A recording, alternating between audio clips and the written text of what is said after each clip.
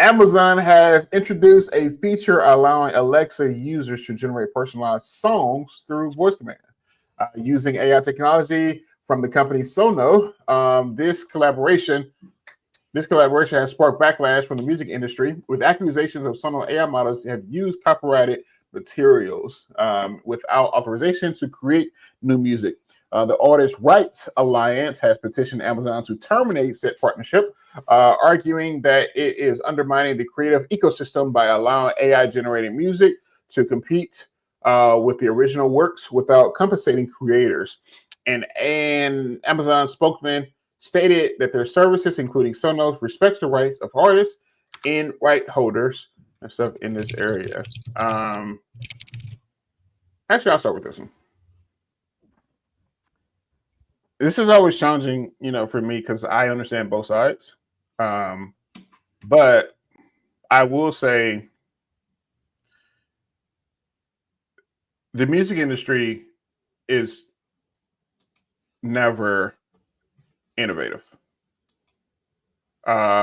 Even down to how they push set artists, they will find the creativity of artists and then capitalize on it, or they will push an artist to be more like another artist, and then capitalize on it. And then in the aspect of technology, what they do is they sue partner. Sue and partner, which is also meaning the music industry is consistently and always at a standpoint of defense, which is also mean they're always going to be behind the curve. And they're just simply they're continuously playing defense, and so it's always companies outside of the record labels that are doing the innovation. So like Suno and everything, we can take it all the way back to Napster. Now we have Spotify. We talked about that. I think it was last season where Spotify it will put together a playlist for you from a prompt.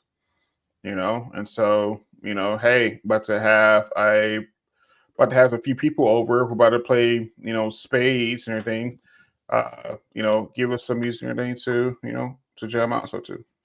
And so they'll kind of create a place and stuff for you. And so it's always the people outside of the record labels, the core of the music industry who are doing, the creation and stuff and the creativity of this aspect. And so I get it. I definitely don't want the creators, the artists and everything to be kind of taken advantage of, but you can argue the music industry is doing it already for them. And that's not funny. Yeah. And stuff. And so, yeah, I don't know. I think this is also an opportunity for the artist and the creator too as well, because now you have the ability to put out, more music, and particularly build. I mean, it's the same thing of like we're doing with ChatGPT. It's like now I have the ability to have ChatGPT assist me at things that I'm not good at, or that I might not have the knowledge or information stuff how to do. And so now using Suno, where you may be a lyrical person, but just have no clue or anything how to make beats or anything, the consistency and stuff of it, the tune stuff of it. Now using some of these platforms to kind of like meet the gaps or they close the gaps of what you're doing to output creation. It's the same thing we do in ChatGPT, stuff, these other tools every single day. And so I understand everything. You definitely don't want the taken advantage of type of thing, but it's the same conversation of individuals who feel like their material, their information has been put into OpenAI's LLM and everything. Like, I don't know.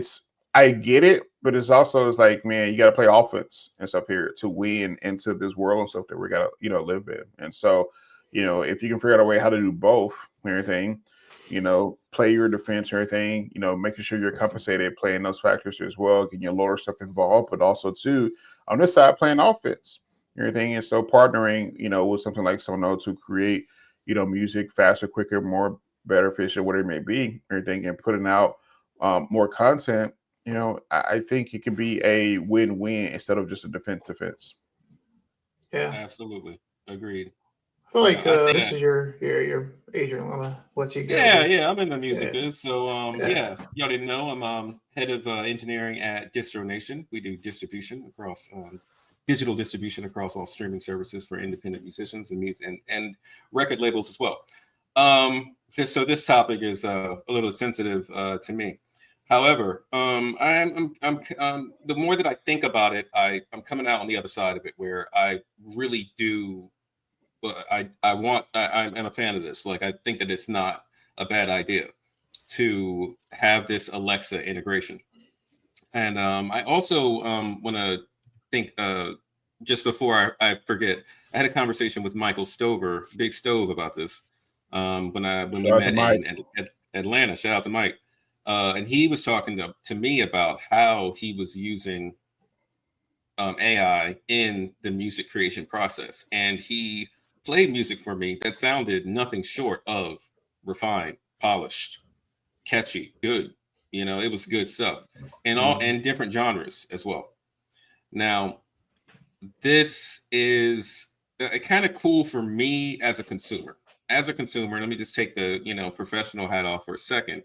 As a consumer, as I'm putting on background music, I have a record player. I often go to YouTube though, and I try to find a playlist that is going to just fit the mood. Like, say it's like weekend cleaning the house. Let me put on something.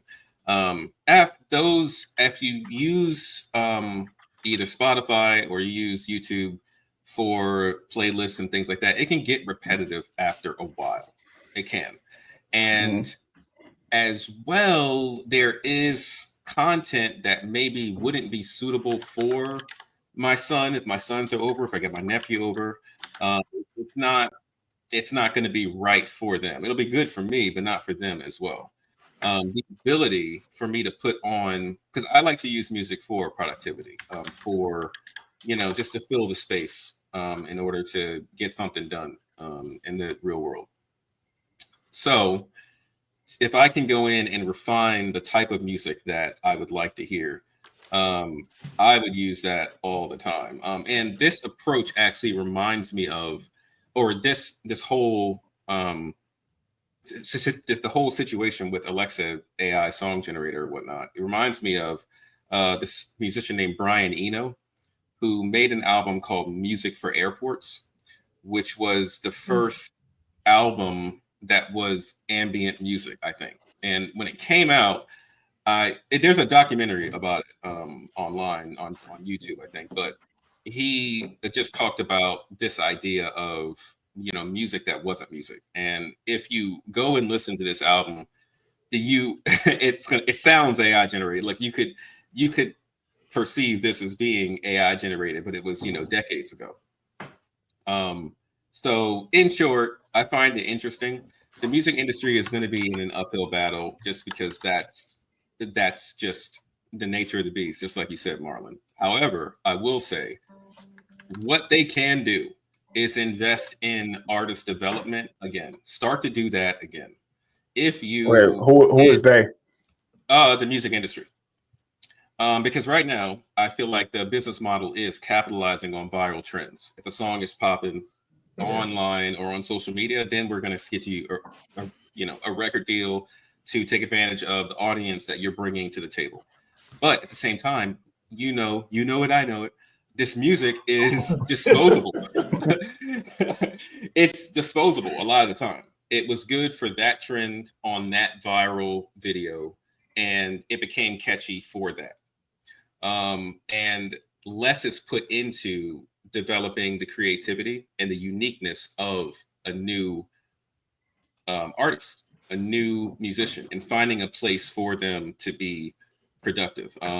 Now, this has all kinds of other ethical considerations that need to go hand in hand with this. We're coming off of the Me Too movement. We're coming off of the Diddy documentary, and also what we found out was going on at that camp that Missy Elliott and Timbaland was at, where they had just bodyguards and all that. Oh my God, guys, this was on. I think it was Unsung did a documentary about it. That series. Oh, I missed about the Devontae Swing accelerator that took place. I think it was in New York, but Missy Elliott and Timberland was in bunk beds there making music all the time. And then basically whoever was in charge was taking that music and giving it to the artists that were popular and not really compensating them while they were making it.